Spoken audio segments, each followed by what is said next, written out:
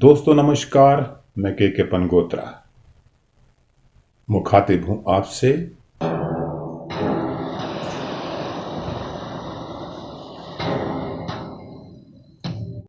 और news concept में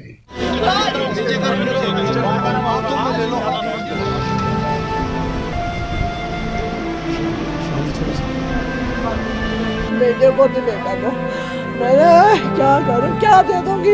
12 तारीख को तहसील कार्यालय में घुसकर आतंकियों ने एक कश्मीरी पंडित कर्मचारी की हत्या कर दी, जिस पर जम्मू से लेके कश्मीर तक इस घटना की पुरजोर निंदा हुई और होनी भी चाहिए, क्योंकि इस तरह की टारगेट किलिंग किसी भी तरह से सहनीय नहीं हो सकती। इस घटना पर मैं एक वीडियो देख रहा था। एक हमारे कश्मीरी भाई बता रहे थे, आपको बात, एक तहसील ऑफिस में कम से कम 30 मुलाजिम होते हैं, बाहर उसके पास 50 लोग होते हैं। 2 बंदे कैसे आए उस ऑफिस में और उस कुर्सी पर और कमरे में गए और उसको मार के चले गए। मगर ये तो दाग नहीं लग जाएगा। 90 में अगर इस मेजॉरिटी कम्युनिटी को एक निशान लग गया है, ये मौका है इस वक्त उनको बाहर निकलने का, हमें सपोर्ट करने का, अगर वो भाईचारा की दुआई देते हैं। और मैं तो ये समझता हूं कि सांप्रदायिकता विरोधी मुहिम ऐसी ही होनी चाहिए। पूरे देश के अंदर कहीं भी बहुसंख्यक समुदाय को अल्पसंख्यक समुदाय की सुरक्षा का जिम्मा उठाना चाहिए, मगर कश्मीर के अंदर ऐसा नहीं हुआ। जब राहुल भट्ट की आतंकियों ने चुनकर हत्या कर डाली, सांप्रदायिकता विरोधी मुहिम अगर ऐसी हो तो देश के अंदर सांप्रदायिक सद्भाव बना रहता है।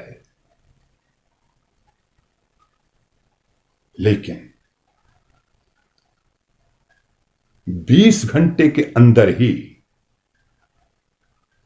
आतंकवादियों ने उसी पैटर्न पर, उसी तरह से एक और टारगेट किलिंग कर दी। और वो टारगेट किलिंग थी एक पुलिसकर्मी की, और उस पुलिसकर्मी का नाम रियाज अहमद ठोकर था। 20 घंटे के अंदर फिर एक टारगेट किलिंग की। पहली घटना में एक कश्मीरी पंडित को टारगेट किया जाता है और हत्या कर दी जाती है, और दूसरी घटना में एक पुलिस के जवान को टारगेट किया जाता है। रियाज अहमद ठोकर को टारगेट किया जाता है। दक्षिण कश्मीर के डीआईजी अब्दुल जब्बार साहब के मुताबिक रियाज अहमद छुट्टी पर था और अपने बच्चे के स्कूल बस का इंतजार कर रहा था।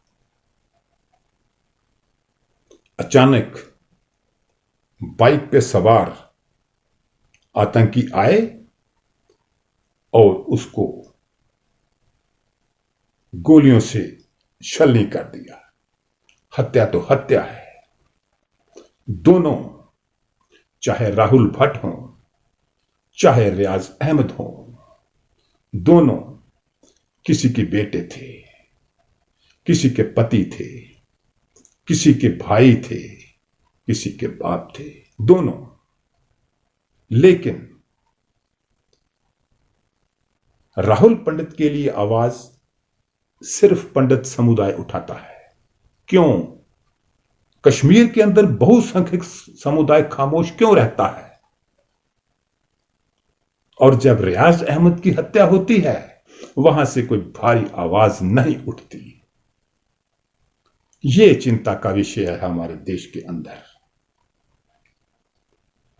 तभी तो मैं कई बार अपने कई आर्टिकल के माध्यम से भी मैं ये बात कह चुका हूं कि सांप्रदायिकता विरोधी मुहिम जो है वो कैसी होनी चाहिए।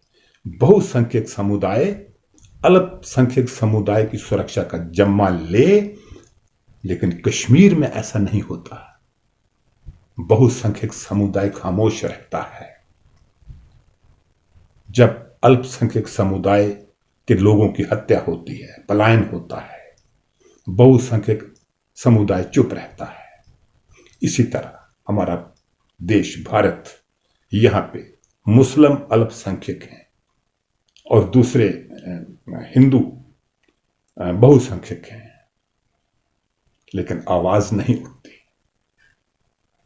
यही सबसे चिंता का विषय है, यही मंथन का विषय है, यही खास सवाल है जो मैं और किसी से नहीं कर रहा। मैं इंसाफ पसंद आवाम से यह सवाल कर रहा हूं, मंथन के लिए प्रार्थना कर रहा हूं कि ये जो हमारे समाज की हालत है, ये जो नफरत की मानसिकता है, इसका क्या हल हो? ऐसा क्यों होता है? रियाज अहमद की हत्या क्यों की? उसका क्या दोष था? यह भी एक सवाल है कि क्या दोष रहा होगा रियाज अहमद का, जो उसको राह में खड़े, जो कि अपने बच्चे की स्कूल बस का इंतजार कर रहा था, गोलियां मारकर उसकी भी हत्या कर दी गई। उसका क्या दोष होगा? यह सोचनीय विषय है। ये चीजें, ये सवाल मैं आवाम पे छोड़ता हूं कि उसका क्या दोष होगा। राहुल भट्ट का क्या दोष था? वो तो काम कर रहे थे अपना और उनको चुन के मारा। उनका क्या दोष था? एक कर्मचारी थे। मैं किसी से सवाल नहीं कर रहा, मैं आवाम से सवाल कर रहा हूं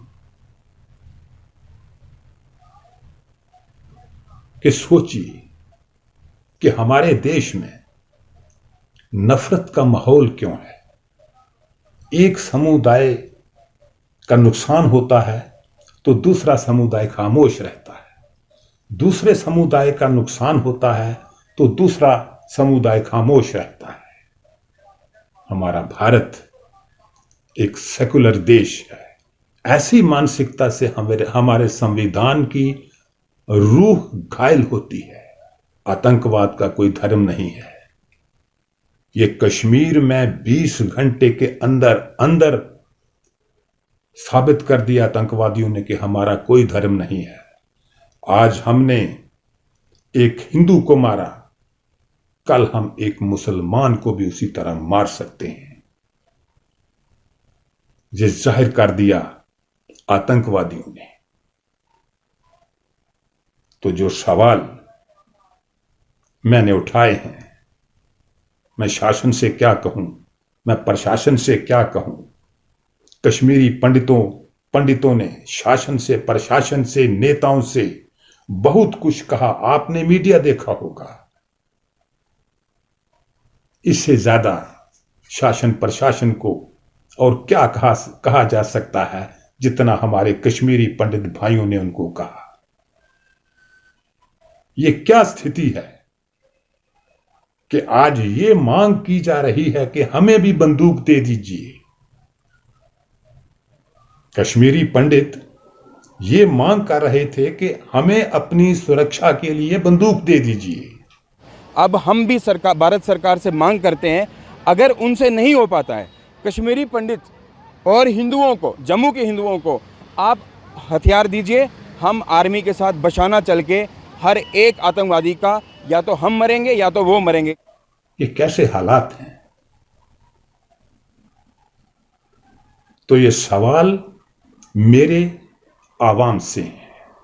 आप मंथन करिए और सोचिए कि हमारे देश का ये कैसा नफरत भरा माहौल बन रहा है कि एक समुदाय के नुकसान को दूसरा समुदाय चुप करके सहता है और दूसरे समुदाय के नुकसान को दूसरा समुदाय चुप करके तमाशबीन बन के सहन करता है। हमें सोचना होगा, हमें बोलना होगा, तभी तो हमारा समाज रहने लायक, जीने लायक बना रहेगा। अगर यही मानसिकता रही तो हमारा समाज रहने और जीने लायक नहीं रहेगा। हमारी आने वाली पीढ़ियों का भविष्य ऐसे हालात में कितना अच्छा होगा, ये हमें सोचना है। सिर्फ आवाम को सोचना है, हर एक संप्रदाय को सोचना है, हर एक भारतीय को सोचना है। आज के लिए इतना ही। अगली बार किसी और विषय पे चर्चा करेंगे। नमस्कार।